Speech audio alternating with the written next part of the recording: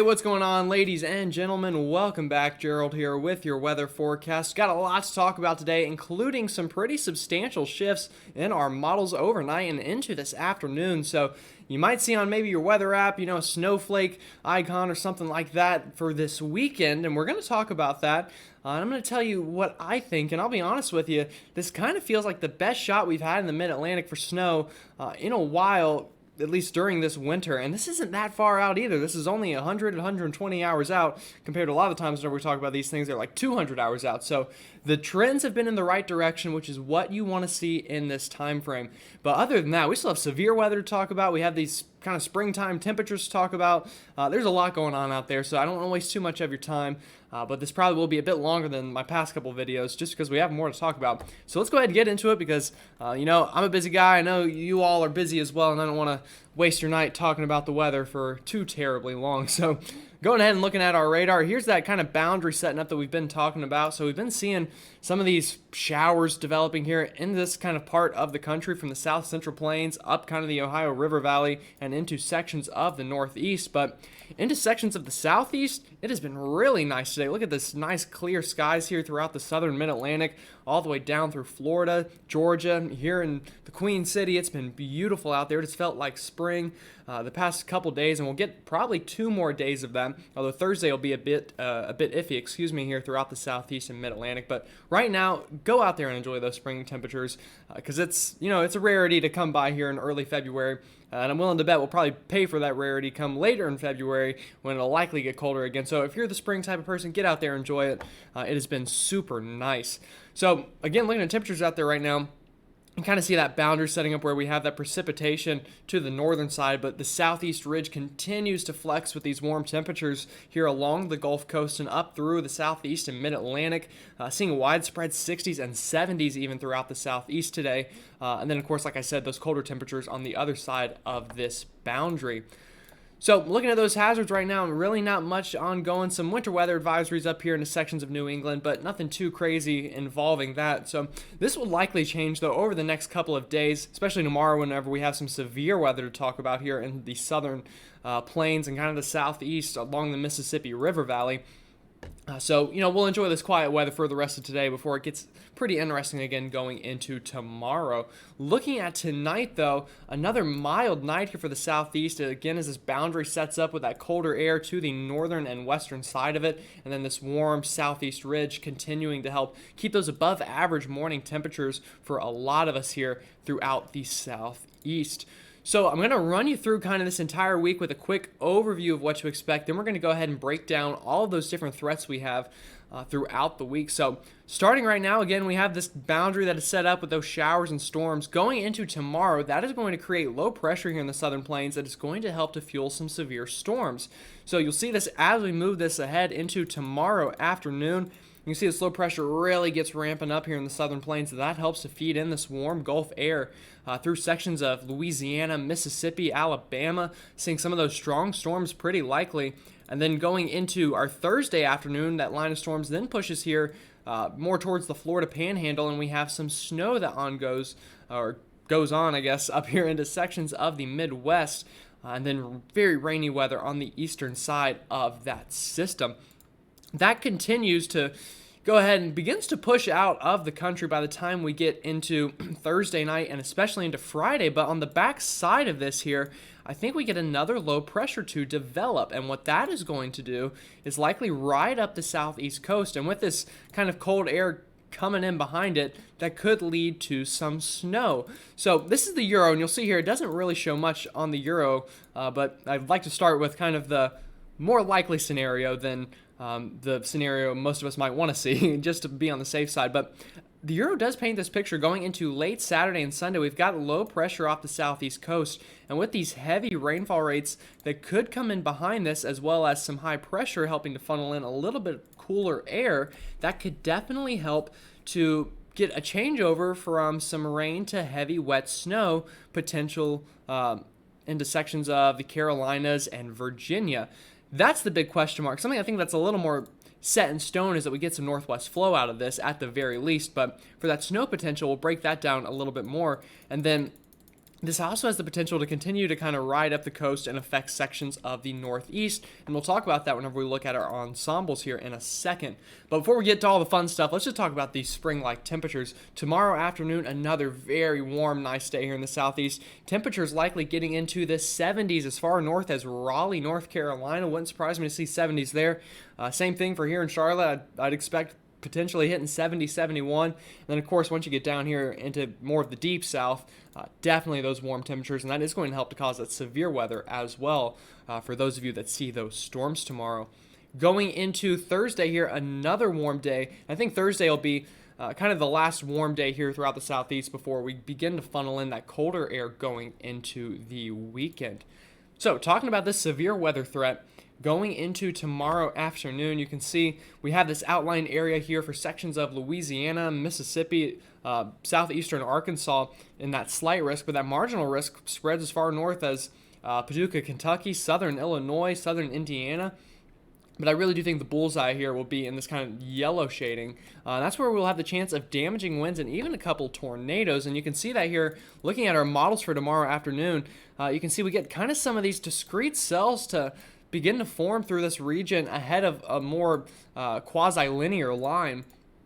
And as we go further through tomorrow, by the time we get into sunset, those storms that could produce those tornadoes in the front of the line eventually get overtaken by the front itself with this final line of storms going into the overnight on Wednesday and into Thursday.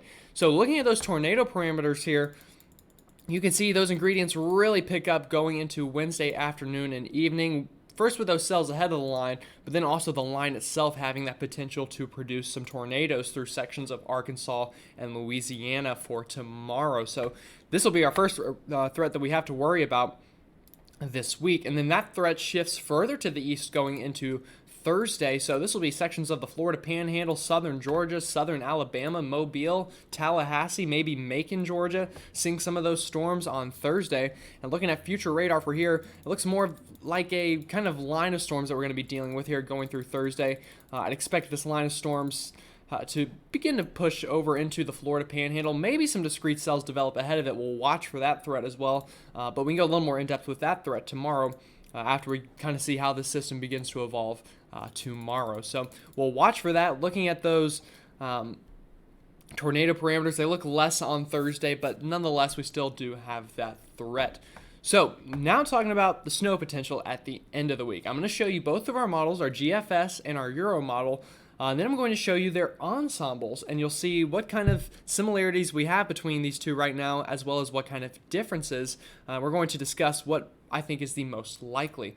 So again, we get this first batch of rain here into the mid-Atlantic and southeast going into Thursday as that low pressure pushes up through the Great Lakes region. But as we get into Friday, this is that second wave of energy that is going to try to work up the coast, and that is likely going to phase here off the southeast coast. And with that, on the GFS here, you can see this is Saturday afternoon. You begin to get kind of heavy rainfall here throughout sections of the Carolinas, and those rates are heavy enough that eventually you get a change over to snow. And how that works is whenever you have this heavy rain working its way through the atmosphere, eventually what it helps to do is cause kind of some dynamic cooling, and that helps to bring those colder temperatures down with the rain eventually if those rates are heavy enough, and you get a change over to heavy wet snow. And this is very common for snow in the Carolinas. A lot of the times this is how it works. You start with rain, then you get that change over to snow, and that's what the GFS depicts here. Going into Saturday night into Sunday, look at this section of snow breaking out here across the Carolinas.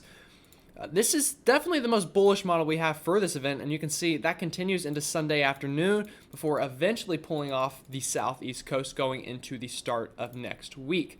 So talking a little bit more about this setup in general, you can see as we go through this week, this is that first kind of piece of the system, and then on the back end we get this next piece of energy going into Saturday on the GFS ensembles. Eventually what that does is that phases here off the coast, and we get, some low pressure signals here off the southeast coast that could definitely begin to deepen and cause, the chance for some precipitation that could eventually turn to snow. And then on the GFS ensembles, this even gets close enough to the northeast coast that our I-95 folks who haven't really seen much of anything at all this winter could potentially also get in on some of this action if it does develop the way the GFS is suggesting. That's just the GFS though. Let's look at the Euro. So again, we get that first piece of energy to move through Thursday, and then as we get into Saturday, Euro also does show this next piece of energy kind of phasing, but on the Euro here, you're not deepening this low quite enough, therefore you're not getting enough of that heavy precipitation left over behind to help cause some of that dynamic cooling. And you can see the Euro shows signs here of pockets of that occurring, but not as widespread as the GFS, and then once again the Euro begins to move that off. But looking at the Euro ensembles, I will say it's a bit closer to the GFS operational run than the Euro operational run. So look at the Euro ensembles here. This is even kind of more bullish than the GFS ensembles were for getting some kind of low pressure here off the southeastern United States. And then the Euro ensembles also bring this very close enough up the coast. So this is pretty good positioning for snow closer to the coastal areas here of the Northeast. So the Euro ensembles are a lot more bullish than the operational run. So what does this mean in terms of, snowfall potential? Looking at the GFS ensembles, you can see a pretty nice pacing of that potential of seeing snow throughout much of the Carolinas and Virginia, as well as up here into Maryland. One thing I will note though, one thing we see a lot more consistently here is those snow totals in the mountains. So I think definitely if I were to be somewhere to see snow this weekend, it would be in the mountains, and that's what I said yesterday as well with that northwest flow potential. But the trends in the models, we definitely need to pay attention to, because once you start getting into this kind of more medium range, it's a lot more intriguing to see these things. And then up into the Northeast as well, GFS ensembles show snow potentially along the I-95 corridor, so we will watch that for certain. Looking at the Euro ensembles, very different story. In terms of snowfall in the Carolinas. Again, we do see this northwest flow. That's consistent between both, but this shows more of a snow event for Virginia and Maryland than the Carolinas on the Euro. And then the Euro is also even more bullish on seeing that snow along the I-95 corridor. So we're going to watch that for sure. We do have some differences here still between both of these models, and I expect those differences to, begin to kind of come together and see a little bit more agreement as we get further into this week, because it's Tuesday now, and this would be a Saturday night, Sunday event. So we're getting within that 5-day period that I would expect to see more agreement within the models. But nonetheless, if you're a snow lover in the Southeast and Mid-Atlantic, very encouraging trends to see today. And this is kind of the closest we've been to being able to reel in some kind of snow here throughout the region. And I do want to note, if anything does happen, the biggest thing we're going to be fighting is just this temperature profile. I think we have the precipitation. The models kind of been agreeing on some sort of precipitation left over into this weekend, but those temperatures are the biggest thing, and if the system can crank up enough to cause that dynamic cooling. So we'll watch it. We'll go more in depth the closer we get through this week, but right now this is all we really know, is there's some kind of signal for something. And we still have severe weather and all to deal with as well. So with all that said, I hope you all have a great rest of your day, and I will see you all tomorrow.